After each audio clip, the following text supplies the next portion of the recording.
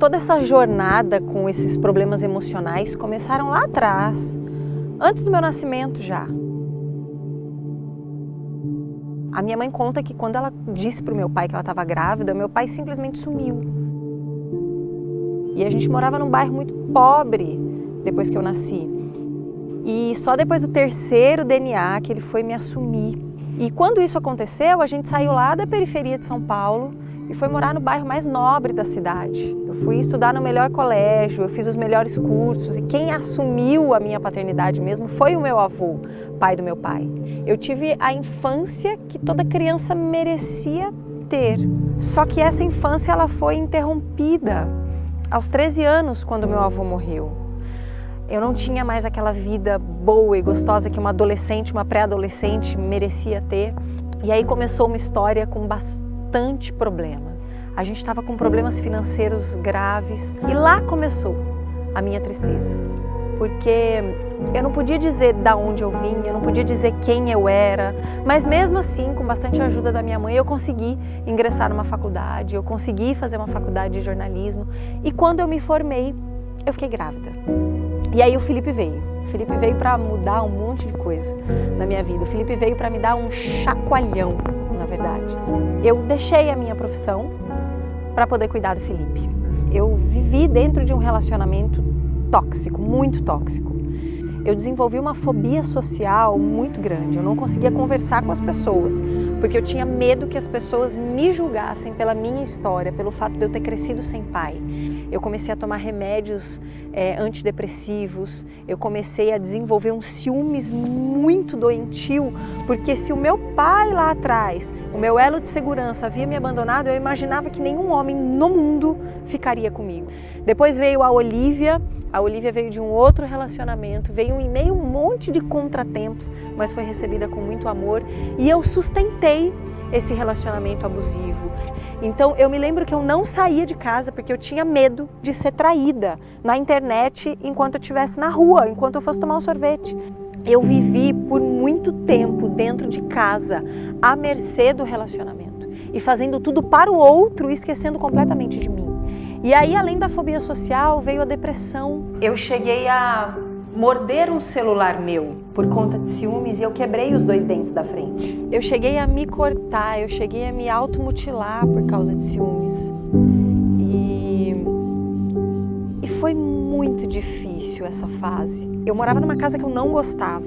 Eu tinha uma vida que eu não gostava. E eu estava lavando uma louça enorme e me perguntando, gente, o que eu preciso fazer para mudar isso? Por que eu não consigo mudar?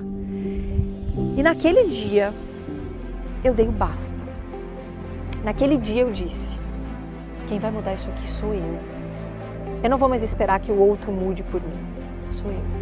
Eu me lembro que eu deixei a louça, eu enxuguei as mãos, eu peguei o celular e eu falei, eu vou procurar alguma coisa para fazer, para que eu possa renascer novamente.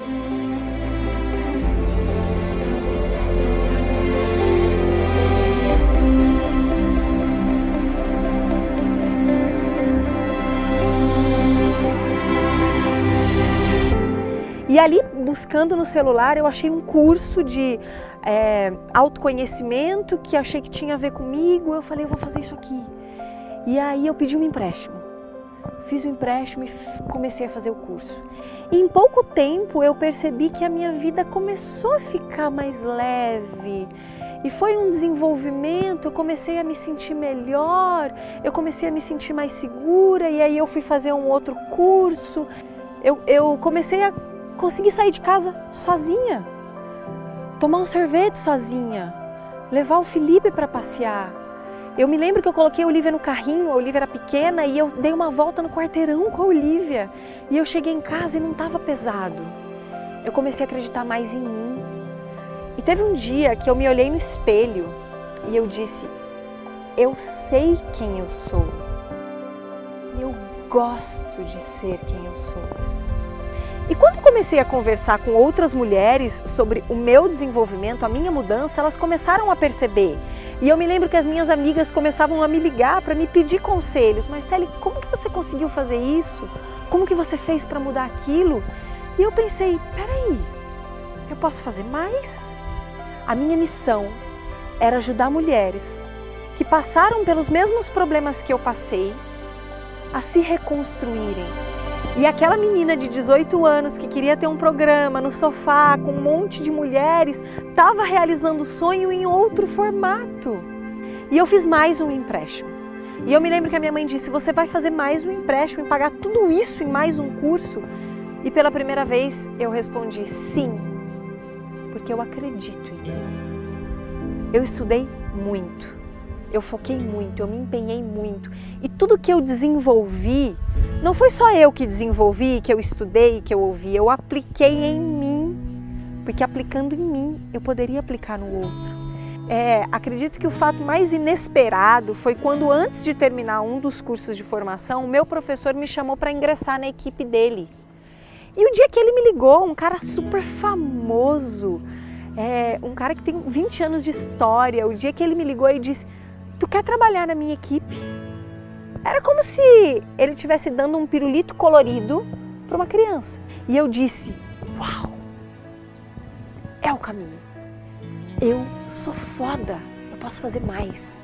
E a minha vida mudou, porque eu vi que eu tinha potencial e eu vi que eu conseguia mudar a vida das outras pessoas através do meu trabalho. Quando eu recebi uma mensagem, coach, a minha vida está mais leve. Má, eu consegui não ter aquela crise de ciúmes. Má, eu tô acreditando em mim.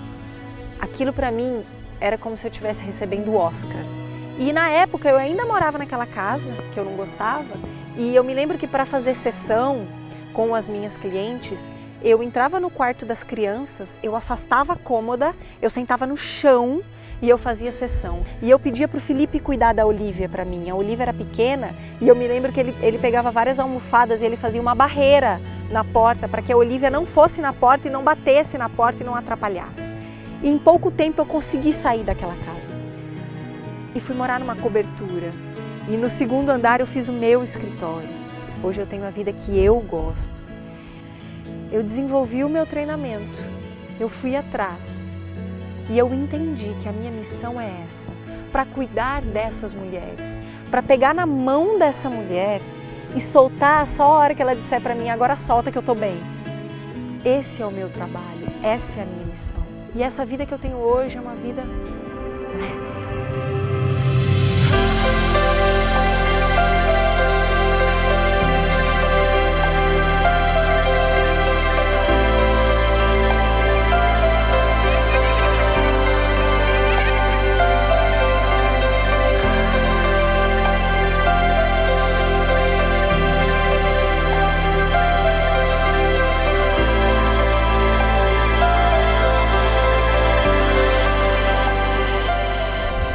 Esse aqui é o Felipe, essa é a Olivia. Fefe, como é que a mamãe era? Chata, chorava, ciumenta e etc. E como é que a mamãe é hoje? Não chora, disciplinada, legal, alegre, trabalhadora, faz tudo sozinha. Olivia, o que a mamãe é pra você? Muito legal. E você passeia comigo e eu te amo. Mamãe. Meu amor. Ao final de tudo, eu percebo que tudo aquilo que aconteceu desde o ventre da minha mãe, todo aquele abandono, aqueles relacionamentos abusivos, tóxicos, toda a depressão, toda a crise do pânico, tudo que eu vivi apenas serviu para me fortalecer, para que eu pudesse hoje ter autoridade e experiência de uma forma genuína para poder cuidar das outras mulheres. Hoje eu sei o que é o amor próprio. Algumas pessoas disseram, isso é egoísmo. Não, isso é amor por si. Hoje eu sei a minha missão. Hoje eu acredito no meu treinamento e eu sei que eu posso mudar a vida de qualquer mulher que venha para mim e precise de ajuda. Eu digo isso porque hoje eu sou muito, muito feliz, muito realizada e a minha missão é essa. E cada dia eu tenho mais vontade de estar com essas mulheres e cada mulher que vem para mim e depois vai embora é como se levasse um pedacinho meu junto. É isso.